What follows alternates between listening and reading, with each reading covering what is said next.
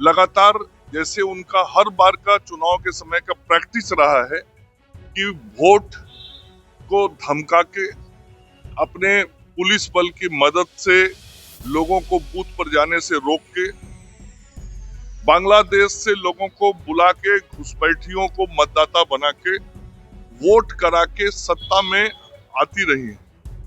कि ये जो उनका प्रैक्टिस रहा है इस तरीके से वोट कराने का, इस बार उनका दाल गल नहीं रहा है। और जब उनका दाल नहीं गल रहा है, बंगाल की जनता उनके खिलाफ है, सत्ता बदलना चाहती है बंगाल की जनता, तो अब वो व्यवस्थाओं पर चोट कर रही है। पनोरमा ग्रुप, जो सोचता है वो करता है, आपके अपने सपनों का आशियाना।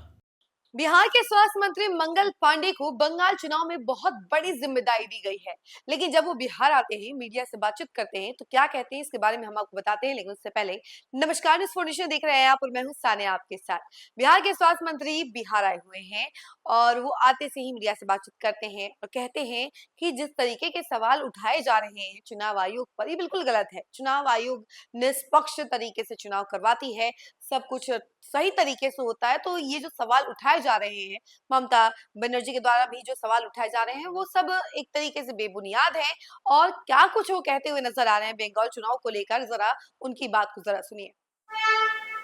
जब से चुनाव की प्रक्रिया शुरू हुई है, आप लोग देख रहे होंगे कि हर काम जो चुनाव को पारदर्शी तरीके से करने के लिए किया जाता है, फ्री एंड फेयर इलेक्शन हो इसके लिए किया जाता है, तो ममता बनर्जी को और उनकी पार्टी को आपत्ति होती है। और पिछले 3-4 महीने से लगातार जैसे उनका हर बार का चुनाव के समय का प्रैक्टिस रहा है कि वोट को धमका के अपने पुलिस बल की मदद से लोगों को बूथ पर जाने से रोक के बांग्लादेश से लोगों को बुला के घुसपैठियों को मतदाता बना के वोट करा के सत्ता में आती रही है।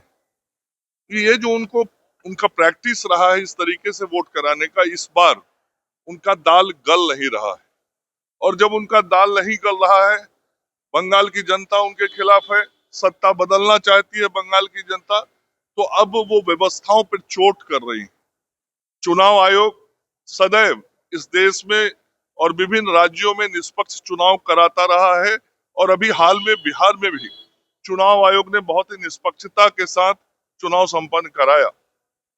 तो चुनाव आयोग पर बिना मतलब का आक्षेप करना, ये ममता बनर्जी जी की आदत बन गई और जनता देख रही है कि चुनाव आयोग बहुत ही निष्पक्षता के साथ सब काम कर रहा है। इसलिए ममता बनर्जी को ऐसे चीजों को छोड़कर जनता के बीच जाना चाहिए।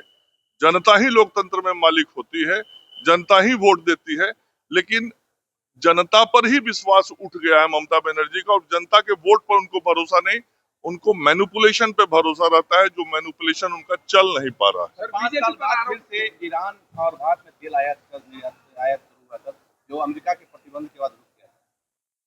भारत सरकार के आदरणीय प्रधानमंत्री नरेंद्र मोदी जी पूरे वैश्विक स्थिति पर नजर रखे हुए हैं।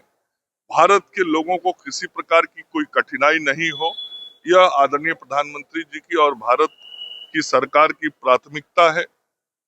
और पूरे देश की जनता को देश के आदरणीय प्रधानमंत्री जी ने आश्वस्त किया हुआ है कि देश में ना तेल की कमी है, ना होगी, ना गैस की कमी है, ना होगी। इसलिए देश की जनता के लिए जो भी भलाई में काम करना है, निर्णय करना है, वो भारत की सरकार कर रही है। बीजेपी बाहरी वोटरों को पश्चिम बंगाल में जोड़ रही है। ये तो बांग्लादेशी लोगों को पश्चिम बंगाल के अंदर बुला के घुसपैठियों को वो वोटर बनाने का काम ममता बनर्जी ने किया है।